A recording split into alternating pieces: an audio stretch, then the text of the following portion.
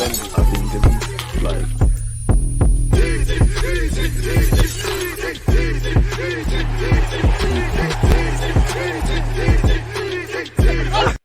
people, I'm back again. Appreciative to having you lot tuned in again. It's my second latest Arsenal news show. It's so nice I had to do it twice. Now, obviously, I've done the first one in the morning, gone to the gym, come back, and apparently Zinchenko has spoken about some stuff. Kiwior, or the race to sign Kiwior, whether it's Juventus, AC, and Inter is starting to take shape. And Fabrizio Romano has said another club is interested in Reiss Nelson, which, where you look at Eddie Nketiah, he's been linked with a lot of British clubs and probably more aggressively Marseille. Smith Rowe, I don't want him to leave, but you've got Fulham and Crystal Palace onto you. And obviously, the more clubs interested in Reiss Nelson, whether that's West Ham, whether that's Leicester City, which Romano has said, people, the better for us. It drives up the price. We get some money in and we can get some new additions or get maybe even punch a bit above our weight, you know, and try and go for players that we didn't think we would get, people. Now, again, give me a second to change screens with you lot, or better yet, share my screen, be the correct terminology. And we'll start off with Zinchenko's thoughts on Arsenal. Wherever he said, I haven't read it, people.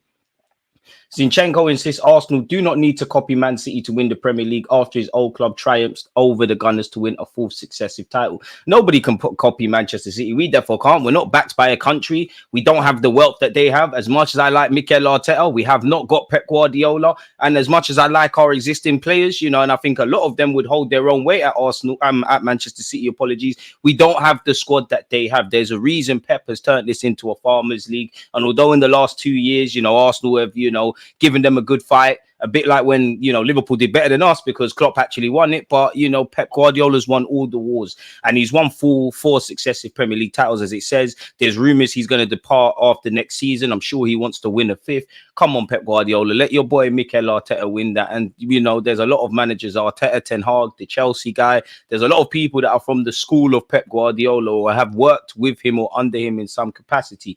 So beyond the obvious, and we can't copy Manchester City because, ironically, one thing I want us to copy Manchester City is Gabriel Jesus and Zinchenko. You were good squad players. We made Zinchenko the first choice left back. He was a revelation to some degree in the inverted role, but ultimately, defensively, he's a liability. Gabriel Jesus, you know, he hasn't been able to stay fit, but on his day, he's a top player, a key part of this squad. I back him to get 15 league goals next season. Don't make me look stupid. But as an out-and-out number 9, he does not bring the goals, essentially, people. So we can't copy them. We all know the 27-year-old who has 2 years left on his contract has spent 5 years at Manchester City and won 4 titles. He said, I don't think we need to copy someone like City, of course. And I also think it's a bit disrespectful to Mikel Arteta because, you know, I'm sure there's some similarities. There's certain things he's learned from Pep Guardiola, from David Moyes, from, you know, Arsene Wenger, from his own footballing journey. You know, he's good friends with Xabi Alonso. They probably helped each other in that regard. He's got his own way of doing things, full stop. And obviously he's come up through La Masia. Nobody's footballing journey is the same. So he's got his own things. But naturally, there's going to be some intangibles, you know, pressing from the front, you know, having a system and stuff like that. There are some similarities, but it's not Pep Guardiola. He said, of course, at the moment, they're probably the best team in the world. If you look at the stats and titles they've won in the last couple of years, it's amazing. You always need to look at the best, but not be like them. We need to be on top of them, which is true, really and truly. And I think the last 2 years, as great as Manchester City are, and, you know, they've shown that it's almost impossible to win the league because we all know you're going to lose games, but you can't afford to lose games. I don't think we lost the last 2 Premier League seasons. People missed out on the Premier League title because of Manchester City. I think City did their thing. You give them an inch, they'll take a yard. You know, the season before the one that's just gone, we fell off at the end. Obviously, generally from start to finish last season, we were great. There was obviously some moments where we could have done better. And had we have picked up 4 to 6 points, where would we be, essentially, in my opinion? He said, Arsenal are on the right way. I really hope and believe in the close future, Arsenal can achieve a lot of things. Now, side note, but if Zinchenko believes that, if Mikel Arteta believes in him, and he's got 2 years left, you know, Zinchenko's been at City. Competition is something I reckon he relishes. Is he necessarily going to run away from having Timber fully fit? You know, from maybe Tomiyasu when fit being ahead of you, from having Calafiori come into the club. And such is our depth. I've probably missed out another left-back option. I don't think Tini's ahead of him. So I don't reckon Zinchenko is going to move on. Obviously, it looks like we'll get onto it, but Kiwior is more likely to be sold. It seems like there's a bigger market.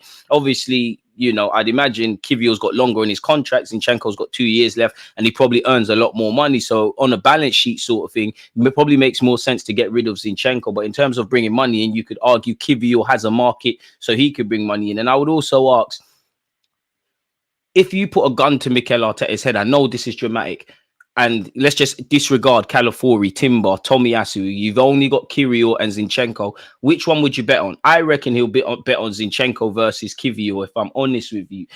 So yeah, people.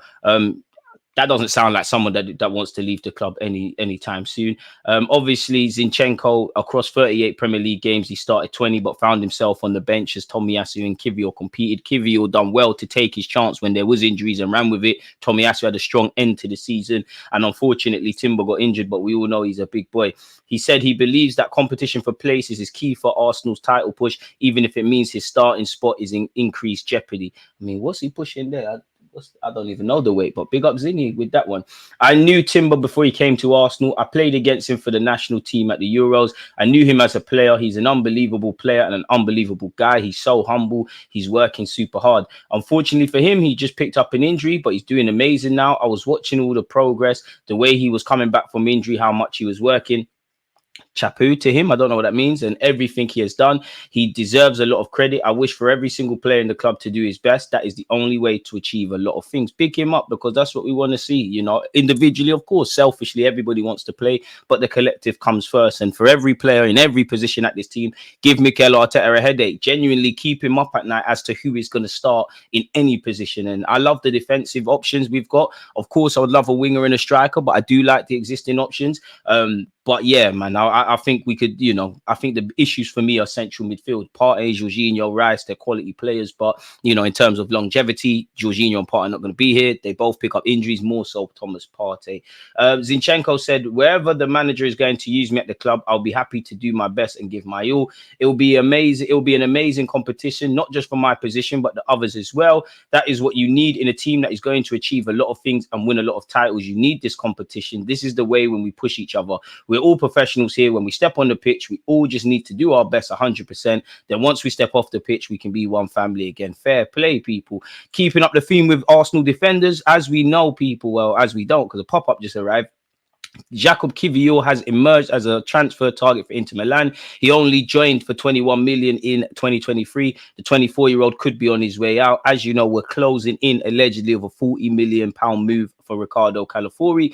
Inter hope that deal will tempt the Gunners into selling.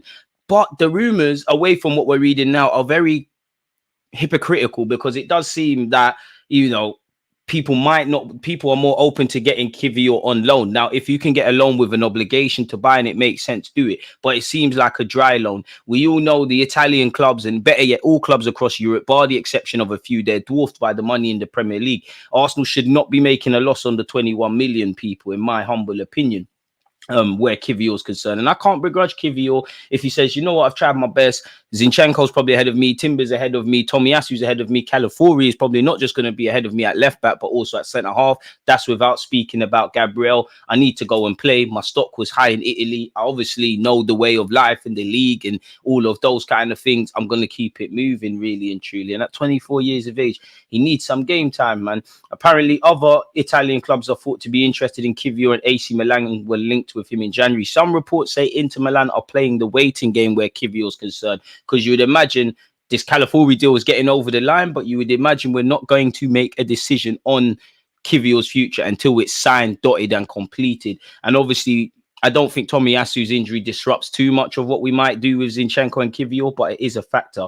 Bologna were also credited with an interest in Kiwior, but reports in Italy claim he was unwilling to be a make-weight as part of the deal for Calafiori. Arsenal are in a strong position with Kiwior because he still has 3 years left on his contract with the option of a further 12 months, people. He's part of the Arsenal squad on tour in America. So, yeah, big him up, people. Bologna, Inter, AC have all been credited once again, people. Obviously, Inter Milan today seem to be the one they're wanting, and apparently they're looking for a left-sided defender. So is there any legitimate interest in Kiwior with Inter Milan, or is it because he plays in a position they're identifying? I'm not too sure. Apparently, the defender aims to join Juventus, or Inter refuses to join another club, people. I can't begrudge him. Juventus is a massive club. Thiago Motta's over there. Inter Milan, bit like AC, needs no introduction, essentially, people. Apparently, he's Inter Milan's first option to bring in at the football club. We'll have to see what's going on in that regards there, people. He's contracted until 2028, as we know, with an option. Romano said Leicester City open talks with Arsenal for Reiss Nelson, loan deal with obligation to buy, in talks over financial terms with Arsenal. Leicester confident they can persuade Nelson if the clubs come to terms, as he's previously worked with Steve Cooper. Now, admittedly, I don't know. I'm not privy to what's being said. But for me, and Leicester isn't that too far from London, but if I'm Reiss Nelson, you know, West Ham, they're playing in Europe. Again, anything can happen, but they've got a lot more stability where the Premier League's concerned. They're pushing into the European places. I think they've got a stronger squad anyways. I would rather go there. Again, if he's worked with Steve Cooper, if Leicester is the best option for him, go and do his thing. We have heard a few months ago that Reiss Nelson, courtesy of The Athletic actually, has informed Arsenal he wants to keep it moving. Will Arsenal sanction his exit before bringing in, you know, a winger? I'm not too sure. If I'm Reiss Nelson, I don't really give a monkeys about that, really. I'm doing what I need to do in pre-season, and I'm keeping it moving. And to be fair, the Wolves, the Brightons, and all of those kind of clubs, Brentford, that were linked with him in the run-up to the window, people, it's kind of gone quiet. But the more clubs that are interested in Reiss Nelson, we could be the winners, really. Let's just get a decent sale, really. We've heard we're interested in both Nico Williams and Mikel Merino, and Barcelona's on the case for both. Brobley could leave Ajax this summer for around 25 to 30 million euros. Roma are interested, but the striker wants to play in the Premier League. He was previously linked with us. I wonder if those links will resurface. Allegedly, Arsenal have joined Chelsea and being back on the race for Victor Gyokeres and are preparing a massive offer for the Sporting Lisbon striker. That's according to Court Offside, who report that once Nketiah completes his move to Marseille, then Arsenal will make a big bid for Gyokeres. And there's been some reports you would have seen in my last video that we're still scouting Gyokeres. Now, when is Eddie Nketiah going to complete that move to Marseille? He's in America at the moment. Apparently, he's keen on the move. Some reports go as far as to say he's agreed personal terms, but the crucial bit is agreeing a fee with Arsenal Football Club. Let's be honest. You know, I hope Eddie Nketiah goes to the French league and plays for Marseille and has a similar a similar spell that Balogun had, and just scores goals and does well. But realistically, you know, obviously Roberto De Zerbi wants new players in. It's an exciting project. It's a big club. It's a top league. But let's be honest, if Eddie Nketiah goes, shows that with a platform he can score goals, they're going to sell him right back to this market for probably a handsome profit, as would be the case. So we need to get a good fee, probably a sell-on clause as well, people. Where Gyokeres is concerned, people apparently were to test the waters with an offer in the region of 70 million euros, which equates to about 55 to 60 million pounds. Sporting Lisbon are still demanding that interested clubs pay Gyokeres' 100 million euros release clause. Chelsea are also allegedly interested, people. So yeah, Gyokeres it's all Gyokeres once again. And to be fair with you, 29 league goals, 43 goals in 50 games. We could do with someone that could bag that in the Premier League. And again, it's apparently said Nketiah has agreed personal terms over a move to Marseille. Arsenal are now discussing a transfer fee, people.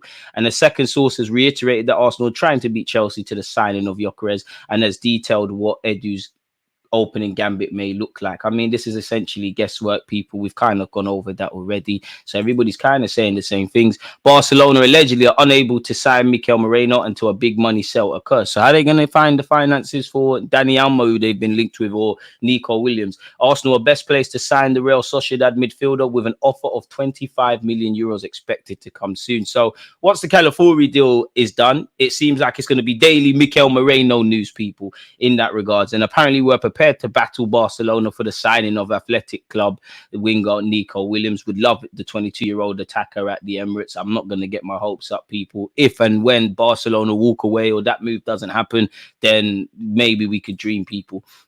Mikel Merino allegedly looks destined to complete a move to Arsenal, with Barcelona apparently on the brink of giving up. We'll have to see. He's been linked with Chelsea, Arsenal, Barcelona. There's definitely another club I'm missing out, Atletico Madrid. Apparently, Atletico have moved away. Chelsea's interest is described as tentative, and we've just gone over why Barcelona might not be necessarily a priority he might not be a priority signing for them. I mean, if we could get Frankie de Jong, that would be lit, really. His future will probably be at Arsenal, as Barcelona see it almost impossible to sign him, while the football himself prefers to play in the Premier League than with Atletico Madrid, another one of his suitors, says reports people. With Nico Williams and Dani Almo as the main targets, the arrival of Moreno, a player that Deco likes a lot, would only be possible with a transfer of Frankie de Jong. So we'll have to see, people. He's liable to be sold. Apparently, they wanted to offer him a new deal. He's made it clear he doesn't want to do that. He wants to take his time over his future. He's 28 years of age. He's had great Euros and obviously a great domestic campaign. He's contracted until 2025. They can sell him now, or they can run the risk of him leaving for free, or maybe even changing his mind, people, which is dangerous territory. And as an Arsenal fan, you can never get away from that, because it will happen. It happens at City, it's happened at Madrid, and it's happened at other clubs. You know, PSG with Kylian Mbappe, free transfer. But it is nice for once, or the last few years, to not have to have players' contracts running down like the Alexises, the Ozils, etc. It's nice to see Martinelli, Saka, in particular, Saliba, their contracts were dealt with very swiftly. I mean, I don't think anybody expects us to sign Osimhen, but just as someone keeping an eye on it, apparently PSG are continuing talks for him, people. And this article is, in short, said that Premier League clubs are still on the case. And finally, Fulham are expected to go back in with an improved offer for Arsenal forward Emil Smith-Rowe. Discussions ongoing internally over the makeup of the bid. Again, Sky Sports reported earlier that both Fulham and Crystal Palace had bids rejected for, you know, our Haylender. So yeah, it seems like the Haylenders are the primary kind of talking point here. Obviously, we've gone over Moreno, Nico Williams, Gyokeres, and dealt with what Zinchenko has said, people. So yeah, let me know your thoughts on everything. Do check out the description, people. I need a big favor for you lot. Versus and Chivas have a sort of initiative going where they want to highlight underrated content creators. So it takes 2 minutes for you lot to vote for me. So yeah, check that out. Don't forget to leave a comment. In fact, I'll leave in the comment section as well. Don't forget to leave a comment and let me know your thoughts, any emerging talking points, news, views, and them things. You know, you get videos and live streams from myself. Speaking of live streams, again, for those of you who are not in England and it's a kind of time zone, or those of you that will be up, Arsenal begin their pre-season friendlies against Bournemouth. I think we kick off at 3:30 UK time, so I'll be live from 3 a.m. So if you're up, go and check that out, people. So yeah, smash the like button, subscribe. Again, big up you lot for listening. Peace.